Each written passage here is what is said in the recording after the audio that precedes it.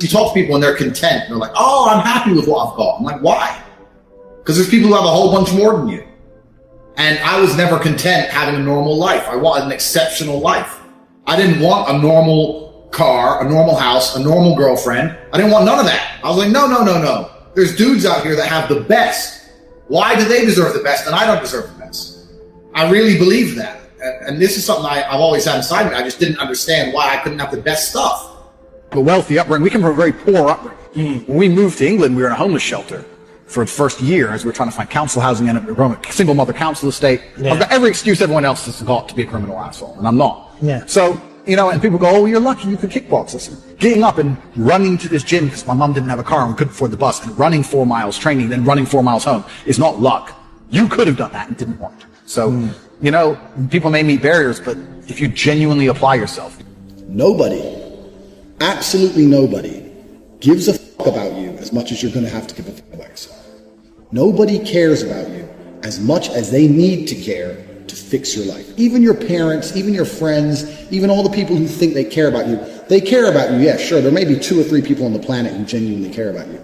But nobody is going to come to your bed, drag you out of bed, drag you to a job, force you to work hard, go and get you a hot bitch, and go and buy you a Ferrari. Nobody is going to do that for you. You are never going to have any of the things you want if you do not get them yourself.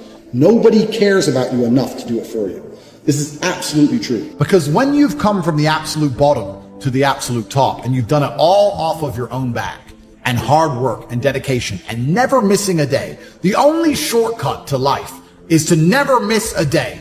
1, because of compounding interest, and 2, because sometimes you get lucky. And you'll never miss a lucky day if you try every day. If you don't try every day, you might miss your lucky day.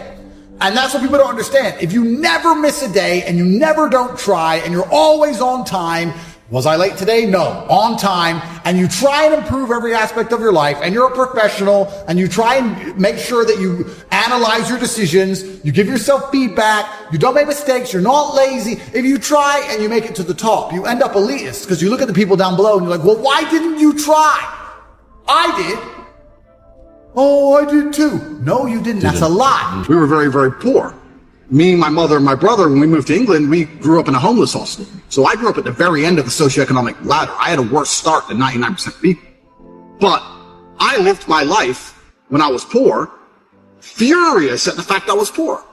Because my ego, and I'll be honest, my ego is at a point where I didn't understand how other people can afford Ferraris and I can't. I would be 18, walk into college, and a Ferrari would drive past. And it would ruin my week. And everyone would be like, what's wrong with you? And I'd be like, don't you see? This fat fuck can buy a Ferrari and I can't. Why? He's not a better man. He's not a better person than me. I'm just as good as him, if not better. I couldn't stand the fact that there are people who could do things I couldn't. So this gave me unlimited motivation to get rich. Now I found a way to get rich, and I believe that anyone who really, really, truly wants to get rich will get rich, one way or another. I always knew the answer to everything is raw action. Yeah. The answer to everything has always been raw action. My dad had a tweet about this. He said that raw action solves all. And he used to say this. I'll give you an example. If you're a farmer and you need rain for your crop and there's no rain, you can sit there and say there's no rain, we're all going to starve. Or you can stand up and do a rain dance. Now, will your rain dance work? Perhaps not. Perhaps the rain won't come. But I would argue that you're better off standing up doing that rain dance than just sitting there waiting to die. You have to do something. Raw action solves. So when I was broke, I was never like, I'm poor, what do I do? It was, I'm poor, I have to do something. If I was broke, I'd go for a run. That's why I was such a great fighter. If I was broke, I'd sit there and go, I'm actually poor. How do I make money? Dunno. Where can I get some cash? Dunno. What work can I do? Dunno. I'll just go for a run then. And I'd just go for a 3-mile run. And what the you need to sit there and realize, whoa. I have a few years of consciousness, and even less than that, I have a few short years as a young man, because age will damage you. I mean, if you're a millionaire when you're 60, it's not nearly as good as being a millionaire at my age. I became a millionaire at 28. So you need to realize you've got a few short years as a young man, you're wasting them. What's the definition of a loser? I think the universe is absolutely and utterly giving. I've never seen anybody dedicate themselves to something completely and fail. I've never seen somebody eat right, go to the gym every day, train really hard and not be in good shape. I've literally never seen it. The universe is extremely giving. If you actually try and you actually want it and you're actually not making excuses, lying, talking shit, you're going to get what you want. So when I see people who don't have what they want, I consider them losers. And this may be elitist. I understand that. But if I put myself through endless pain to end up where I am, it's very hard for me to have sympathy on the man who's afraid of pain. You're avoiding pain. I've been through endless. I now have everything I've ever desired. You have none of the things you desire. Am I supposed to feel sorry for you? Is it an easy way out? Am I supposed to look at you and go, oh, poor dude? No. You were a fucking coward. You didn't go through the shit I went through. You didn't put it on the line. So you deserve your substandard reality. That's what you deserve. You're a fucking loser. Because if you actually wanted it, and you actually tried, you'd have it. You could have anything you want. Universe is super giving. You want a fucking Ferrari, you can have it. You want that bitch, you can have her. You can have anything you want on the planet. There's not a girl I look at that I want that I can't have. Not one. That's my reality. There's not a car I can't have. There's not a house I can't buy. If I want to go to a yacht, if I want to go to Antarctica, there's nothing I can't have. Bam. Because I've decided to become this man. It's the same for absolutely every single one of you at home. If you want it, you can have it. If you're sitting there saying, oh, but I tried my best and I still didn't get it, you're lying. You didn't try your best. That is a fucking lie. The universe gives it to everybody who genuinely tried. So what's the main thing that you want to get across to the world? My main message is to resist the slave mind. I say this all the time. To understand that every single thing you're being told has an agenda behind it, or you'll be told otherwise. To examine every strongly held belief you have and try and identify where it comes from and why you have it. I sit and argue with people, I discuss things with people, and they so fervently believe a point. And I say, why do you believe that so much? Like, do you have personal experience? No, but I saw the news. Why do you believe? The news told you X, and now you are desperate. You will sit here for hours arguing that point. A lot of people are completely empty vessels ready to be programmed. And I try and tell people, listen, to just stop for a second and understand that the things they're telling you to believe are not necessarily for your benefit. The people who make the rules don't make the rules for the benefit of everybody. They make the rules for the benefit of the people who make the rules. Yeah. Okay. So, telling people to resist a slave mind and just be critical thinkers, keep their brain open, pay attention to things, be perspicacious. That's the general theme. And it doesn't matter whether you're left, right, liberal, man, woman, etc. It's just think for yourself. I always knew the answer to everything is raw action. Yeah. The answer to everything has always been raw action. My dad had a tweet about this. He said that raw action solves all. And he used to say this. I'll give you an example. If you're a farmer and you need rain for your crop and there's no rain, you can sit there and say there's no rain, we're all going to starve. Or you can stand up and do a rain dance. Now, will your rain dance work? Perhaps not. Perhaps the rain won't come. But I would argue that you're better off standing up doing that rain dance than just sitting there waiting to die. You have to do something. Raw action solves. So when I was broke, I was never like, I'm poor, what do I do? It was, I'm poor, I have to do something. If I was broke, I'd go for a run. That's why I was such a great fighter. If I was broke, I'd sit there and go, I'm actually poor. How do I make money? Dunno. Where can I get some cash? Dunno. What work can I do? Dunno. I'll just go for a run then. And I'd just go for 3 mile run. Or go hit the punch bag and get better. This resonates so deeply, man. This is exactly what I did. That's exactly. You just have to say, well, I have to do something. I can't just sit still and die. A lot of people are happy to just sit still and die or jerk off and go to sleep and take a nap. Well, if that's what you want to do, then you can say a loser. That's fine. I'm glad there are losers, because if everyone had Lamborghinis, my Lamborghini wouldn't be fun to show off. I need you to look at it and feel the deep pain in your heart of regret and failure. That's the whole point of it. I need to drive my Bugatti and everyone be looking at it going, I'll never have one of those. And I can get all their energy and feel it all, and it makes me happy. Fantastic. So you can sit at home and do nothing, but when I was poor, I had to go for a run. I couldn't sit still or lift weights or do something. I couldn't even sleep. So raw action solves everything, and I understood that at a young age. But as you get older, you get to look back and you get to put your whole story together, the whole tapestry together. I knew I wouldn't stay poor. Did I ever think I'd get this rich? Well, I never said I wouldn't, but did I ever think it would probably happen at this level? No, but it's amazing how the compounding interest of just endless raw action adds up. I've never had a lazy day. I've never skipped work, never missed an email, never had a day off, ever. You if you were to go through the last 3 years of my life, you will see that there's never been a day where I wasn't doing what I was supposed to do. And it all just adds up, and then monumental success comes, and you get to laugh at everybody else, ha ha ha, and life's great. But I really believe God's given me one of the best lives, and I can't complain about anything bad that's happened. It's all been fantastic.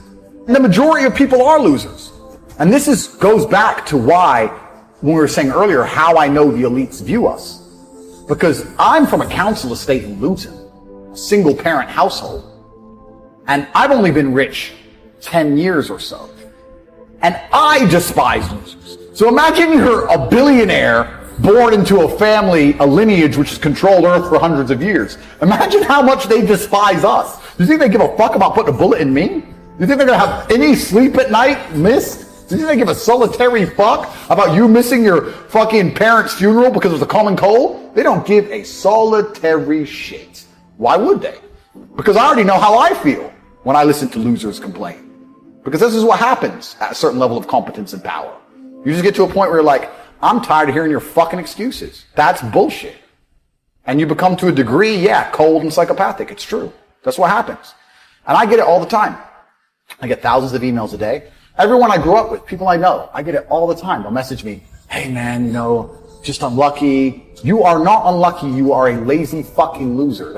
You are not unlucky. You're breathing. You're lucky. The unlucky ones are gone. You're alive, and you are a lazy loser. So a loser is anybody who does not have everything they want at the drop of a hat.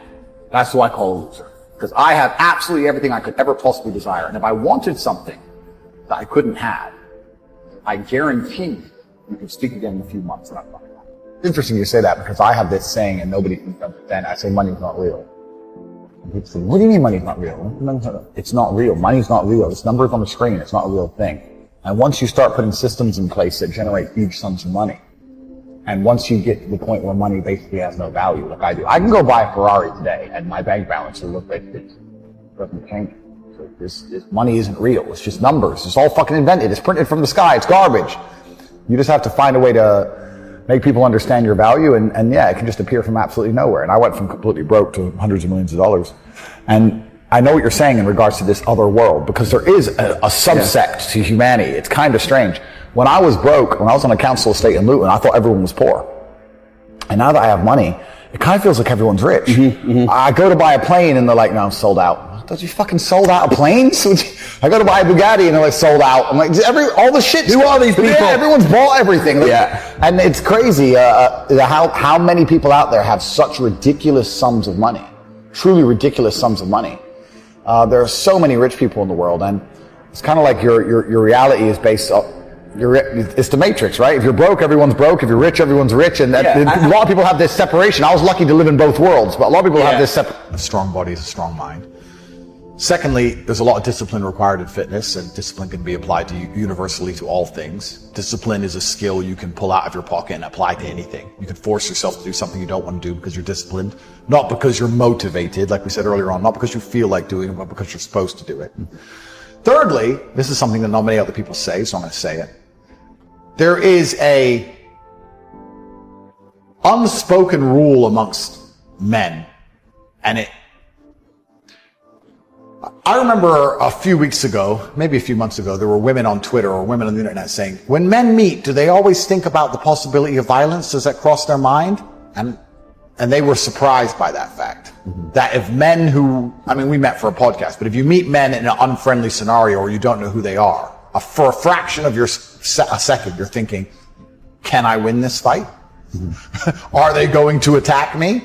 It crosses our minds. We live in a very physical realm. Sure. Any man who doesn't has been polluted by the Matrix and will never be competitive and is doomed to fail. But if you're truly competitive, like you should be as a man, it always crosses your mind. And one of the important things about physical fitness that most people never talk about, never say, is men treat you different when they know that you'd be hard to hurt. Life treats you different. Women certainly do. That's an obvious one, right? Women like muscly guys because muscly guys can fight. Obviously that's not the case, but that's how they look dangerous, right? But men also treat you differently, which means society as a whole treats you different. I would argue that if you wanted to run any kind of company, or even do sales or do anything else. Let's go back to sales. Let's talk about what we were saying earlier. If I went to sell windows and I came in fantastic physical condition, the person who's buying from me, one, knows I'm disciplined, and two, knows I'm diligent. That's going to be some massive advantages from my sales perspective. Right. But also, I would argue that men are happy to look up to somebody who is physically strong in a different regard. I think it would be difficult for you to be a true leader unless you showed some degree of physical prowess. I think that's just the way the world has always worked at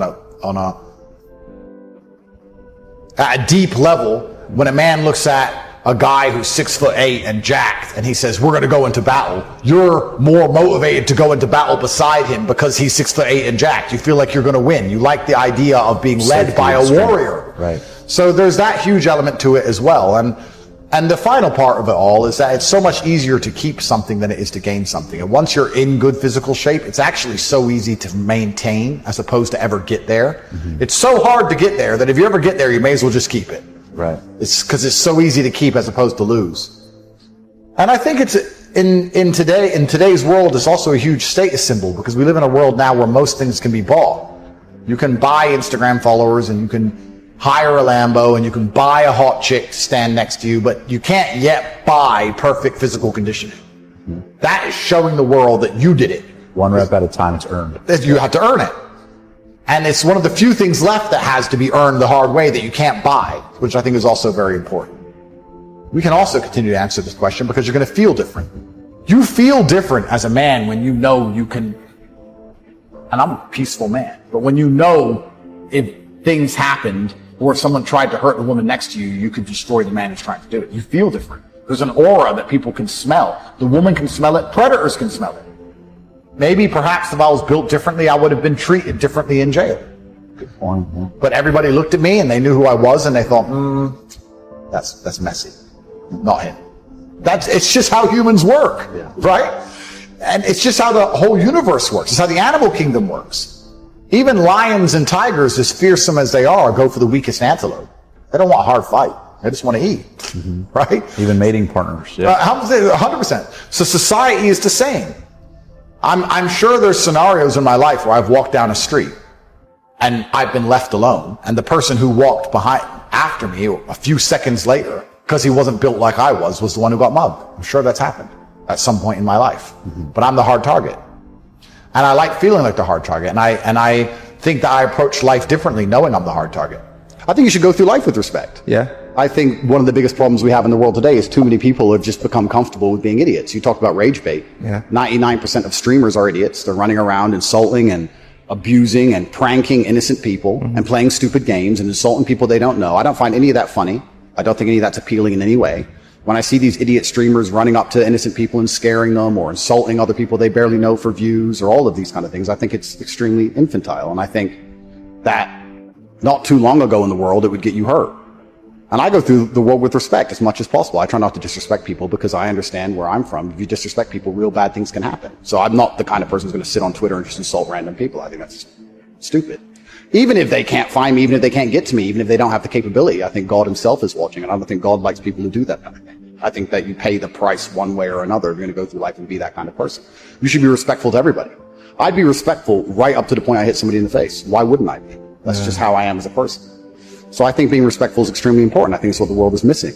I think it's especially what the crypto community is missing. Interesting. I think the entire world is missing respect. I think there's a lot of people with a few followers and a big mouth who, perhaps because they live in a failed state like California and they live in a failed city like LA, they just go through life and they do a bit of drugs and their friends do a bit of drugs. I don't do drugs. Everyone just talks constant shit and nobody has any honor or respect anymore, and there's crack addicts everywhere, and houses get robbed, and rappers get shot, and nothing matters. You just run your mouth, right? But if you live in other areas of the world, if you lived in Moscow or Bucharest, and you were the kind of person to just talk shit on Twitter, you'd pay the price for that. You have to be a lot more careful in other places. I have a lot of guys ask me, similar to your question, a guy will come to me and go, how do I get a girl? I'm like, bro, you're a loser. Yeah, but I know, but how do I get a girl? Well, you're a fucking loser. You're a loser. Why are you asking me? It's like saying, how do I win a race with a push bike? You're racing Ferraris. What do you want me to do? Yeah. There's only so much you can do. There's only so hard you can pedal. There's only so many tricks and tips. There's only so many game things you can say, so many pickup lines. If you're a loser, it's going to be very, very difficult, and it's going to get harder and harder. The game is rigged to become harder and harder for men. It's not getting easier. It's going the other way. And if you're going to be on a racetrack and there's going to be Ferraris there, and you're going to be on a pedal bike or in a Nissan, you're going to get smoked. That's the game. You have to up yourself. You have to improve yourself. I'm not going to lie to anybody here and say you don't have to improve yourself. You can stay a loser and get chicks, because you can't. Yeah. You can't. I've never met somebody with a fantastic life who did not completely and utterly believe in themselves. I've never seen somebody massively succeed and they didn't believe in themselves. Ever. I've never seen somebody who just allows life to happen to them and become blown off course by some sadness, end up doing massively monumental and important things. I've never seen it. And if she leaves me afterwards, let's say she just likes to leave men, I don't care. Yeah. I'm still working. You're still crying. You can't possibly ever beat me. I'll continue to beat you into eternity, as will my bloodline. You will sit and pay the price for the rest of your human years. Even your ancestors above you are disappointed in you, and your offspring for the rest of your lineage will look up and say, my great-great-great-grandfather was a loser because I broke his heart, and now we've been broke ever since. Yeah. I wake up every day and I think, how do I make my life better? Nobody else wakes up each day and goes, how do I make Andrew Tate's life better? So if you're not the person who's waking up every day going, how do I improve my existence? Then nobody is. Nobody on the planet is considering improving your one spin on Earth. No one else cares. Nobody else cares. So if you don't care, then you're fucked. So you need to wake up and care. And it's amazing to me, like you're saying, how did I find my mentors? I just tried a bunch of them. Like when I had no money, I would try very hard I'd listen to lots of different people, or I'd try different things. And I wasn't scared to invest in myself, because I understand that, look, if he's taking time out of his life, then I need to reward him for it financially. And I tried very hard, and I listened, and I paid attention, and I was never lazy. I don't believe there's a person on the planet who pays attention, tries their best, is never lazy, is on time, works hard, has a mentor, and is giving it his all, who isn't rich. I don't believe it. I think that if you do all those things, you're rich. And if you don't have any money, you're missing one of those key elements. Now, you can fool yourself and you can fool everyone else and you can pretend you're doing them, but if you're truly honest with yourself, am I finding people who are trying to teach me what I want to know, and am I trying my best? And the answer is fucking no every time. Just even being around people with money is just a good place to be. I'll give you an example. I was in Romania, and I have the largest car collection probably in Romania. I have 28 supercars, everything you can name. And I went to a town called Cluj-Napoca. It's on the border of Hungary. And I drove there in my Chiron, and I parked up, and a kid came up and he said, hey, can I take some photos of your car? I have a car spotting page. I was like, yeah, whatever, cool. And he goes, yeah, okay, I'll just be a few minutes to this. So he took a bunch of photos, and he come up to me and goes, hey, do you want the photos? And I was like, not really, I already have photos. And he goes, oh yeah, okay. Well, if you want them, here's my email address. And I said to him, why do you do this? Like, you spend all day standing around taking photos of other people's cars. Is that not a waste of time? I thought it was a waste of time, but I was wrong. He goes, oh, well, I skipped school and I skipped college because I knew if I take pictures of expensive cars and email them to people, I'll have email addresses of the richest people in Romania. Yeah, smart. I was like, you're clever. I ended up hiring him. He works for me now. Yeah. I was like, I like you. He got himself a full-time job that day. So he understood, be near the money. I have no money. Money's over there. Well, let me get closer to it. Like, no point staying over here on my fucking own. Let me at least get closer to it. That was a 17-year-old kid. Now he's making 10 grand a month in Romania from me. So like, at least being closer to it. So you're right. People should, even if they haven't got a penny in the world, should be going to these meetings about real estate, about investing, that especially if it's cheap, they should go. Just meet other people who at least have money. Have conversations about money. Talk about it. How are you going to get what you don't talk about? I will say this, because I say it on every single podcast. If they lock me up for some insane bullshit, The Matrix has attacked.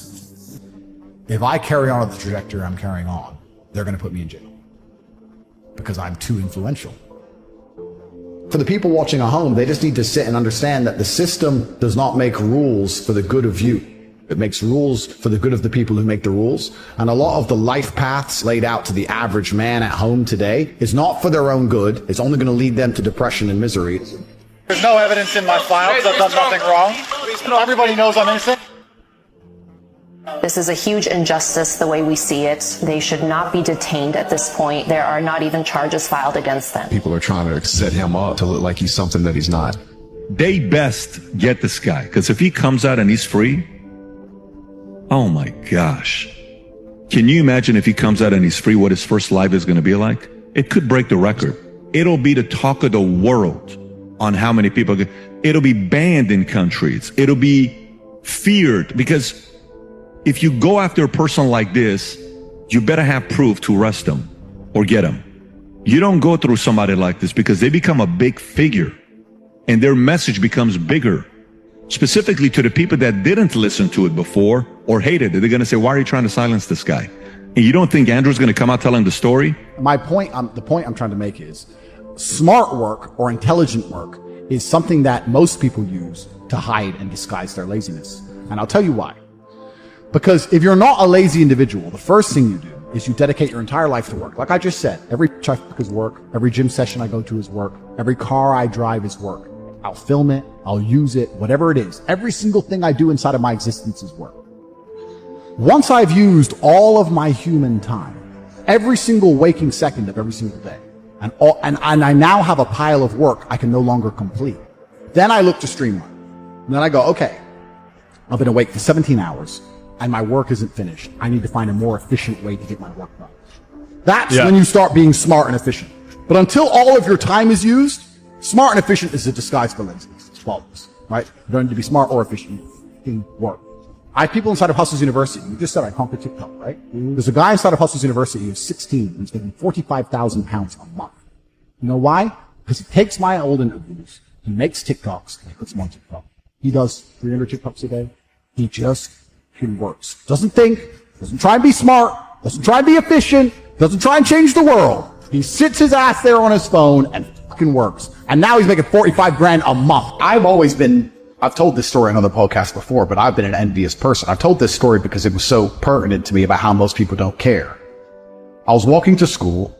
I was walking to sixth form college in Luton. I was 16, 17 years old. And I used to have to walk about an hour each day to school, and it was raining, and I was walking. And I was walking with three of my friends, and a Ferrari, it was an F430, I think, pulled up at the... That was my first Ferrari. Pulled up at the lights, made a bunch of noise, and I was standing there, and I watched it, and then the light went green, and he just tore off. And I said to my friends, I was like, bro, how do we get Ferraris? And he's like, what do you mean? I was like, my mom is on a council estate, single mother. She raises 3 kids on 300 pounds a month. We can barely afford food. He has 200 grand for a car. Liquid for a car. Something is broken. None of the teachers at school have Ferraris. None of our university professors have Ferrari. No one else I know has a Ferrari. What do we have to do to break the matrix and find the money? This is all a lie. I want a Ferrari. And my friends were like, don't know.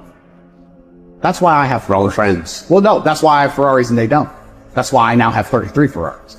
Because I was envious. I was envious of this man. Most people don't care. But you turned envy into learning how to figure it out. Well, I turned envy into anger, and anger is power. But what we have people doing now, because they don't believe in themselves, because the matrix has dampened their soul, when they feel envious, because they want to level the playing field, which is all envy is. Instead of trying to elevate themselves, they try and drag others down. So when people look at my life and they're envious of me, what they should say is, he's truly from the most humble possible socioeconomic beginnings. He is a person of color, from a council estate, a single mother household. He is the bracket of criminal. He's at the bottom, and he made it up to the highest echelons. He's on the phone with Elon Musk and his ability. He can do it, I can do it. What's the worst advice anyone's ever given you? It's a good question. I've seen a lot of bad advice on the internet. What's the worst advice anyone's ever given me personally? I never really listened to anybody. So it's hard for me to talk about advice because I never listened to it. The traditional path to wealth is terrible advice. To go to university, get a degree, get a job, blah, blah, blah. That's terrible advice. We already know that. We talked about that. I think follow your passion is also a terrible piece of advice. Yeah? Yeah. People say, hey man, you need to find what you're passionate about and do that. And what they're trying to say is only do what you like because you have no motivation to do anything else. And motivation in and of itself is a scam. I don't believe in motivation. I believe in discipline.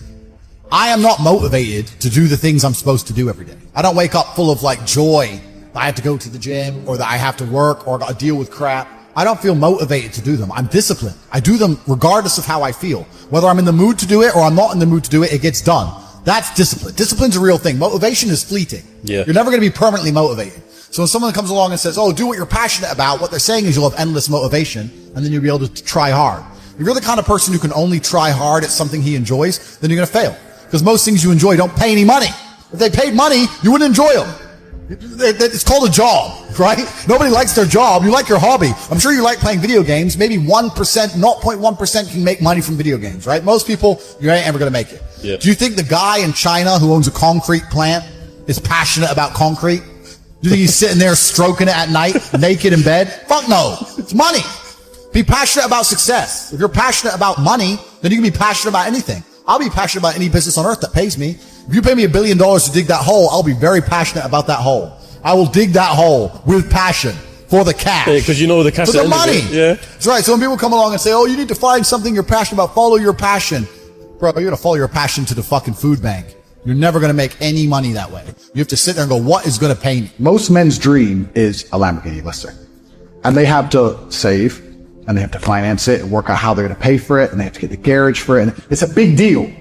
So by me trivializing that big deal, it highlights to me the echelon of my life. If I walk into a car dealer and say, what have you got right now? Oh, this and this. Okay. Don't ask the price. Don't care what it is. Don't care what it costs, and pay for it. And then leave it at the dealership for 4 months before eventually it collects on a truck, because I never even pick it up, and it goes into some storage unit somewhere.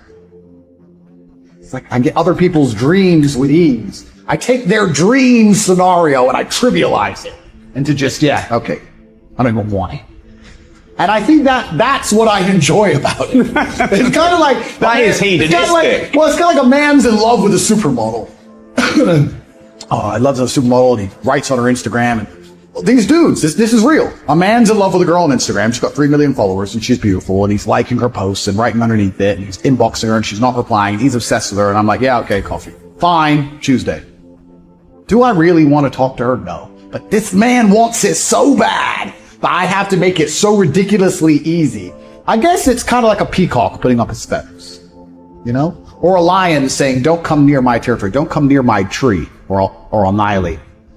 If you were in a room with ice cream experts, and all they talked about was ice cream, how to make it, how to store it, how to move it, the different flavors, the size of the cartons it's in, how much it costs to produce. If all they talked about was ice cream and you were in that room, sooner or later, when someone comes to you to ask you something about ice cream, you're going to know the answer. Yeah. But you're going to accidentally know some shit about ice cream.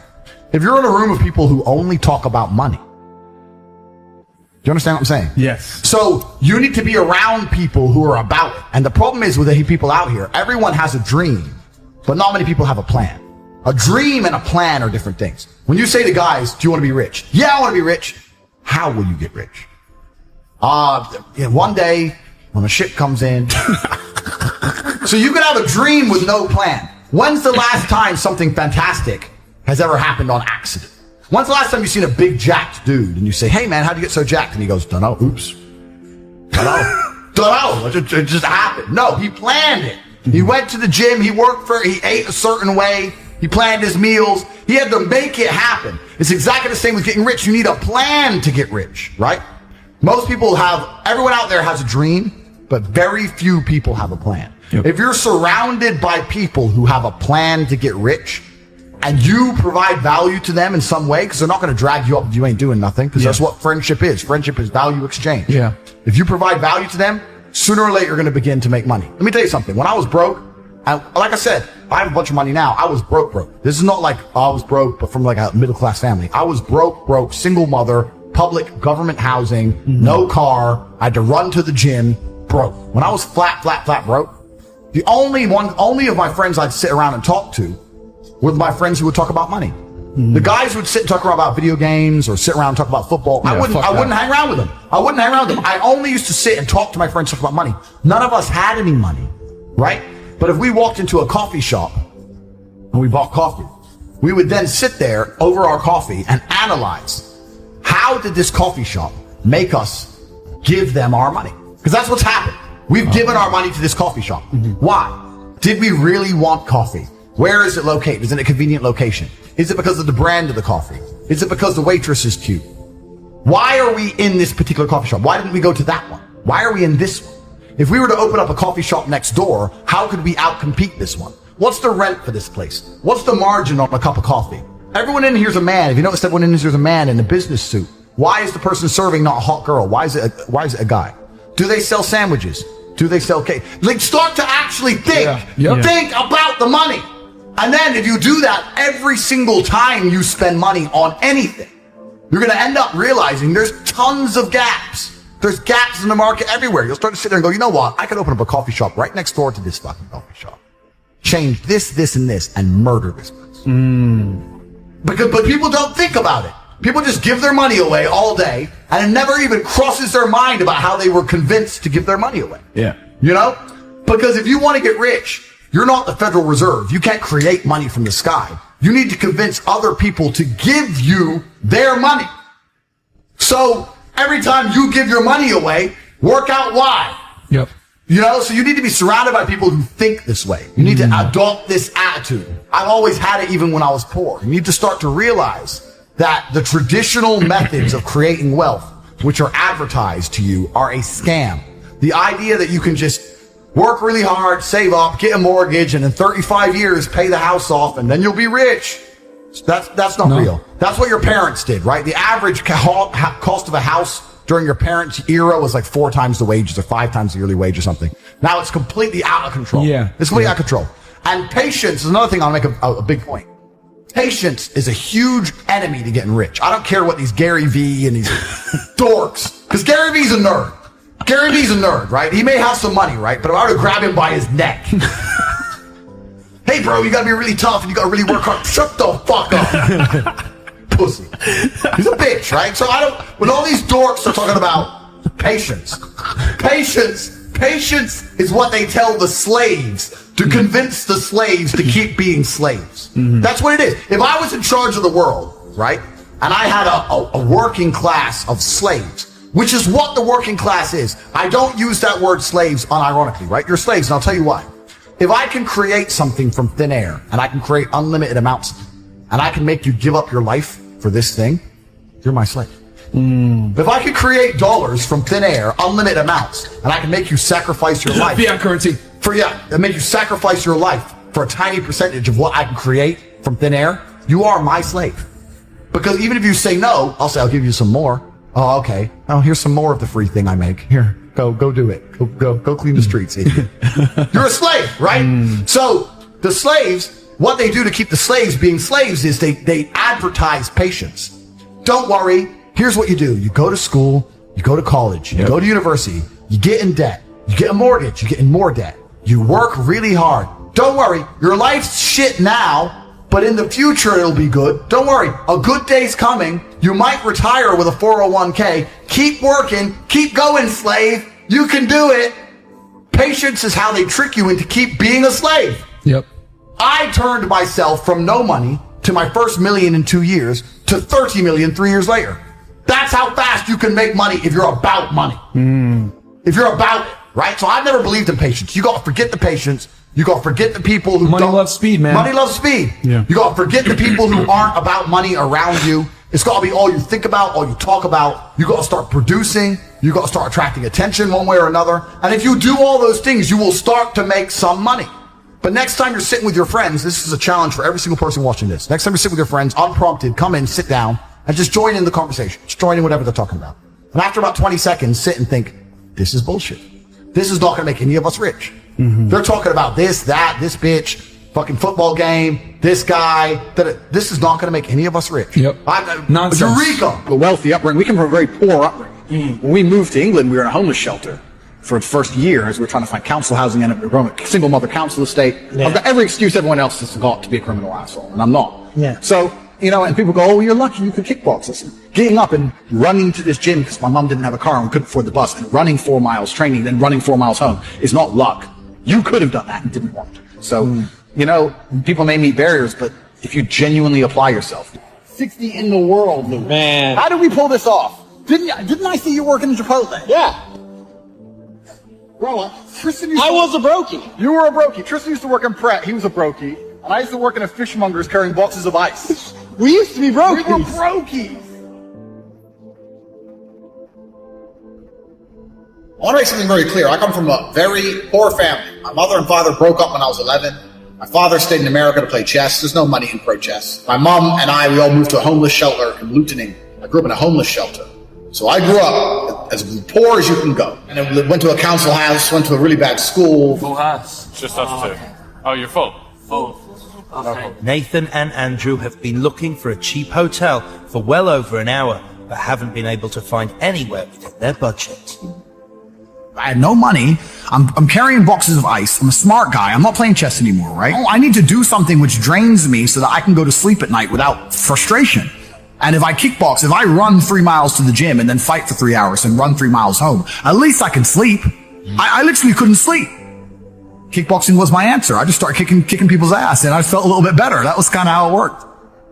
When I was 21, me and Andrew used to have no food. I used to drive my broken Volkswagen Golf to the KFC restaurant in Dunstable, United Kingdom. And I used to sit in my car.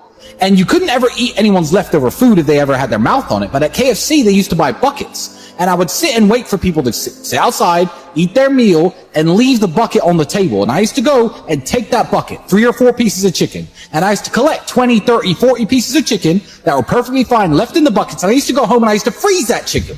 And me and Andrew would break it up, put it in our rice, and that was our meal. That's what sustained us for that hard year, that year we had when I was 21 and you were 22.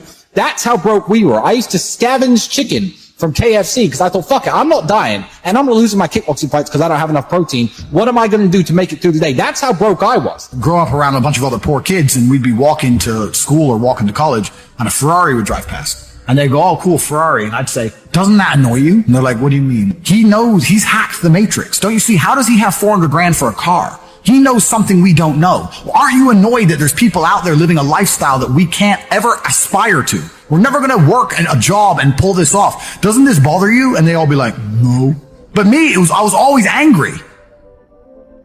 One of the most telling points of mine and Andrew's life is at the time he was just fighting. Because Andrew turned around to me one day when I got home and he said, you know, bro, I'm just going to start selling for insulated conservatories. I'm going to get your job. We'll combine our money. We'll be on £3,000 a week. It's not bad. I looked at him in the eye. I said, Andrew, you can't do that. You can't accept that job. You can't come work for my company because once you do, then that's who we're going to be. You've got to think of something better. You do your training, you do your fighting, you're exhausted all day. Take the time, spend the day thinking, researching, and find something better. I'm going to go and make the money. I'm going to make sure that our heads stay above water. And that's one of the most important decisions we ever made. So I sat in my room. Next day I wake up. All right, I need to get rich. And I'm starting from nothing, right? So I get on my laptop and I start Googling, what is money? Where does it come from? How does money work? And then I started learning about fractional reserve banking, the Federal Reserve, how it's not linked to gold anymore. I didn't even understand how banks work. I didn't understand any of this shit. I started looking it all up and I spent a good 3 or 4 days studying. And then I got really angry because I realized that money is bullshit. It's all a lie. It's printed from the sky and I still don't have it. Are all the no Bugatti people poor? Of course they are! Are we all, like, but landowners poor? Yeah. Oh, shit! This thing goes!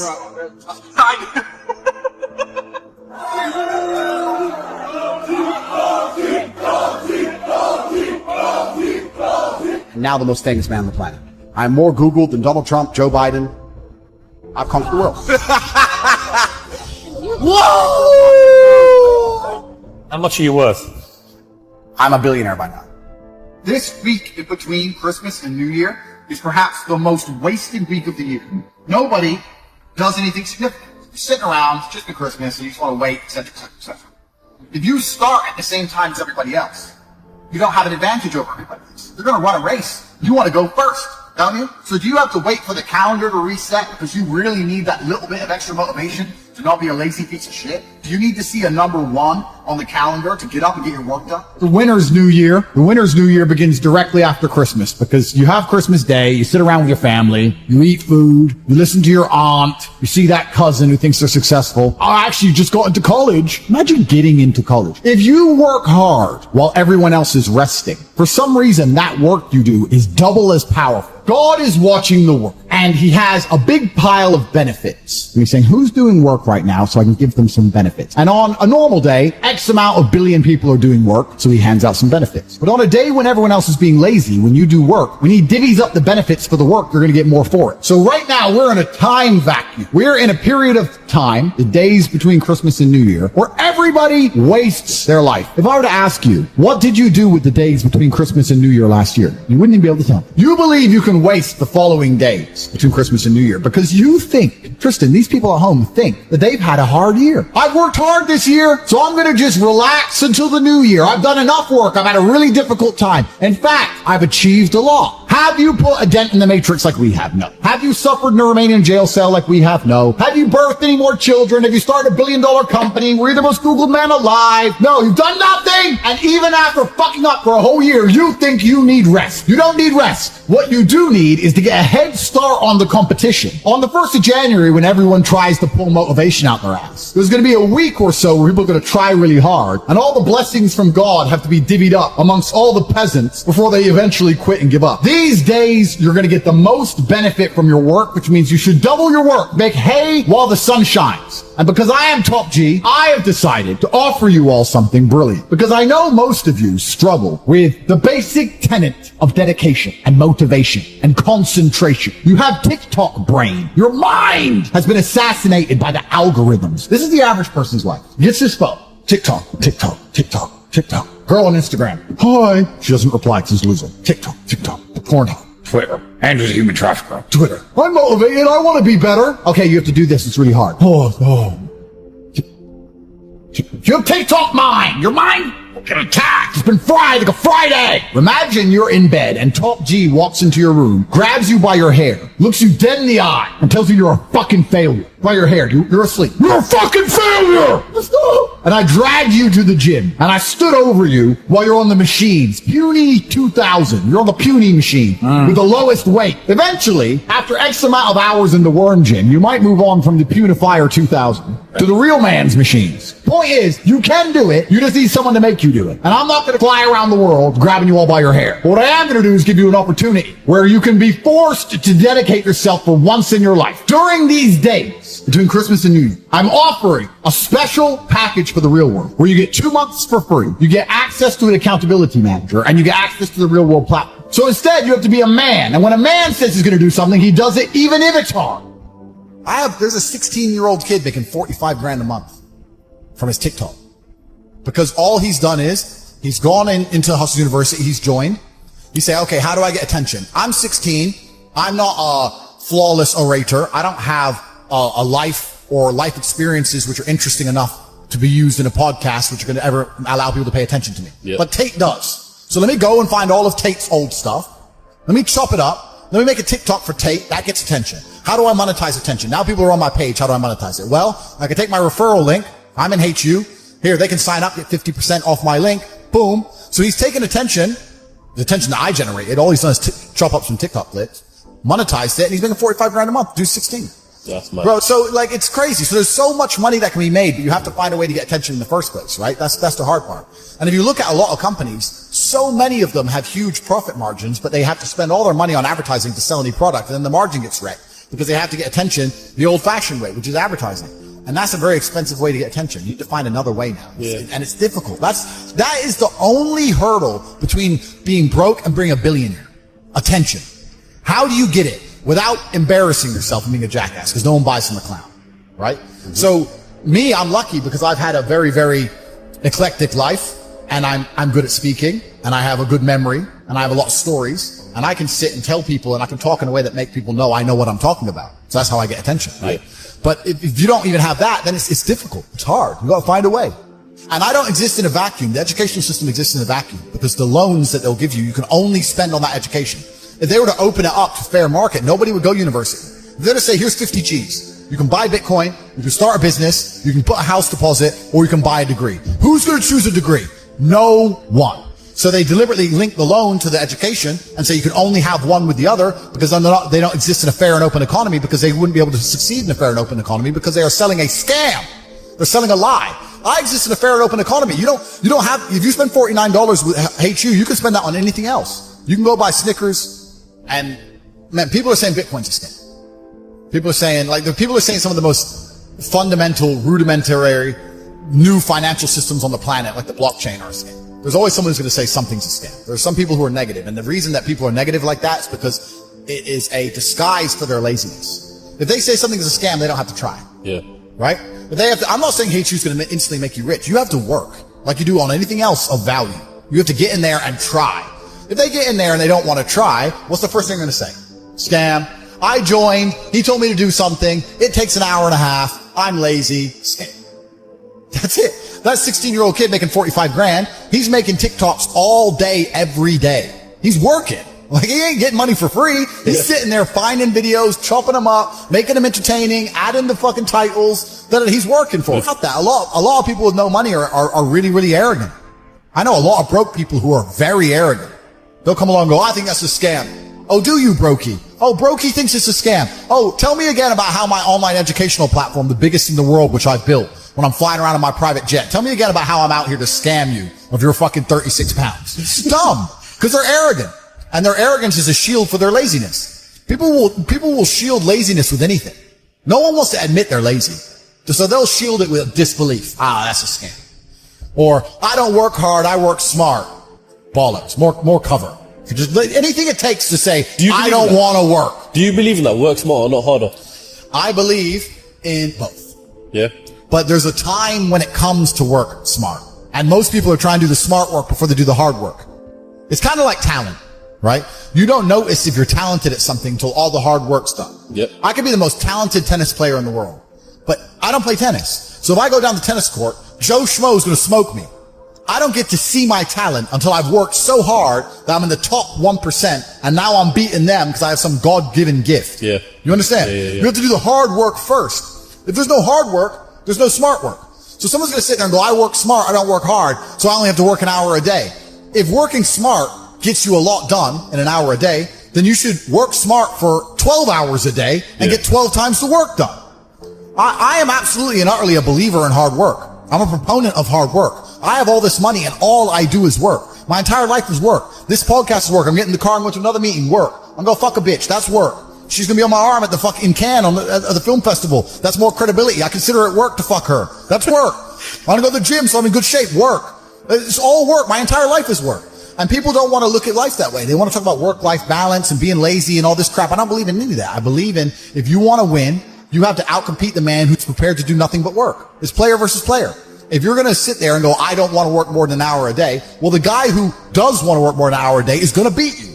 And no matter how smart you are, there's always a smart dude who's doing the same smart work you are for more hours than you're doing it. That's just the nature of the game. And this is why we talk about things like passive income. Passive income's a fucking scam. I'm tired of people coming to me saying, I want to make passive income. Look, everyone loves passive money, right? I make money as I sleep. I get it. You need to de-link your time to your money, because if you're only working for money, you run out of time, you can't make enough money. I understand all those principles. My point is, if you have no money and you're coming to me saying, I want to make passive income, why are you not making active income? Get up off your ass and work first. Because there's no such thing as completely, truly 100% passive. You're going to have to check on it. You have to maintain it. You're going to have to find a new tenant for that property. You're going to have to make sure that DeFi crypto farm you're in doesn't go to zero. It's not a rug pull. Yeah. You're always going to have to keep an eye on it, right? But the idea that people with no money are already so concerned with making money without work is amazing to me.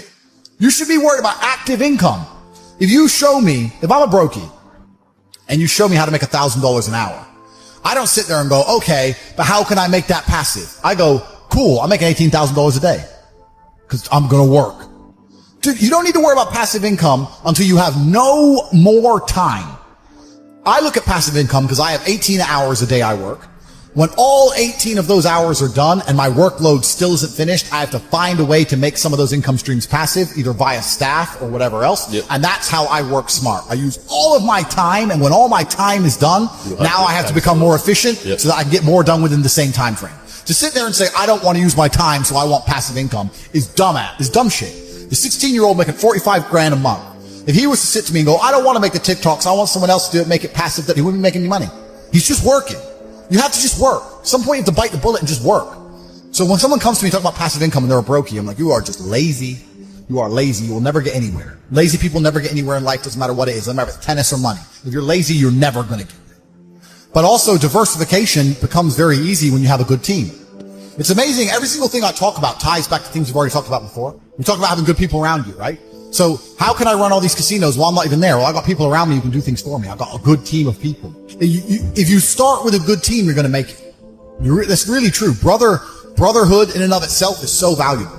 If you sit around with 20 people and none of them are lazy and none of them are snakes, you're going to be fine. So you need to have people you can, give, this guy's in charge of this thing, that guy's in charge of this thing. Delegate people, different roles, different tasks. Absolutely. You gotta have a team, you gotta have a network. And my network is so strong, that's one of the big advantages I have. I have people around me who I can genuinely, seriously trust. I think the world is a violent place. I think there's violence all around us. I think that I view the world in a violent way. And I don't mean that in a negative context. I say a lot of things and people take them as negative, but I see them as positive, right? Like I say I'm an angry person and people imagine me to be like unhappy. Yeah. I'm super happy, but I'm angry. Angry's motivating to me. You can't sleep if you're angry, so you better work, right? So I'm an angry guy, but I'm a happy guy. And I see the world as a violent place. I've always seen it as a violent place. If most people look at a tree, they see a beautiful tree, right? If I look at a big, strong, beautiful tree, I think he must have fucked up every other little sapling around him. He took all the water, took all the nutrients, he destroyed them all. There was once 20 trees, and all 19 are dead. And they got one tree left, the big G, top G tree. Not one. Top tree. That's it. That's violence. Violence got him there, right? He destroyed his enemy. That's how he got to the top. You see a beautiful tree, I see violence. You understand? And that's the true nature of the universe. You have to learn that you have to take things from other people. And by taking it, I'm not saying go rob a bank. I'm not saying that. I'm saying completely the opposite. You can be a philanthropist. I'm taking money from everyone inside of HU, but I'm changing their lives. It's a good thing. You can take money in a positive way. Most people don't look at life that way. And when you look at life that way, you need to start identifying. One of the things we teach inside of HU is to identify every single time your money is taken from you. So I say this to people. I say for the next 2 weeks, every time you spend money, even if it's £1, write down how they got it from you. I'm like, what do you mean? I'm like, all right, cool. You're walking down the street. You're going to Starbucks, you buy a coffee. Why did they take your money? Well, I wanted coffee. Yeah, but how? Okay, you wanted coffee, right? Cool. Did you only want a coffee because you saw Starbucks, or did you want a coffee beforehand? Why did you want their coffee and not another coffee? Did you buy a cake as well? Why did you buy a cake? All right, cool. So now you identified how they took your money. Then realize how they could have took more of your money. You bought a cake, but you didn't buy a sandwich. Why? The sandwiches weren't on display, or they looked cold, or they looked rubbish. Or the woman who was serving me was old and ugly. Maybe she was a young cutie and talked to me about bologna sandwiches or bought one. Right? So you need to start identifying how your money is taken from you. Because once you identify how your money is taken from you, you can start to actually intelligently think about how you can take money from other people. If I had to open a coffee shop, if I sit in a coffee shop, right? If I sit in Starbucks, the whole time I'm in there, not only am I thinking about how they got the money from me and how much I spent, I'm thinking about how I could outcompete them. I'd sit there and go, okay, cool. I'm in Starbucks. I spent £5.68. I got a latte and I got a donut. And I'm sitting here. And that business place, that commercial property right across the street is available for lease. How could I outcompete this coffee shop which just took my money? What's the profit margin on this £5.68? How much did this cost them? The coffee, pennies. Donut, 30p maybe, right? How much is the staff? They pay the staff minimum wage £8 an hour. So I've already paid 30 minutes work from that broker, the wage. She's there for another 30 minutes for free, right?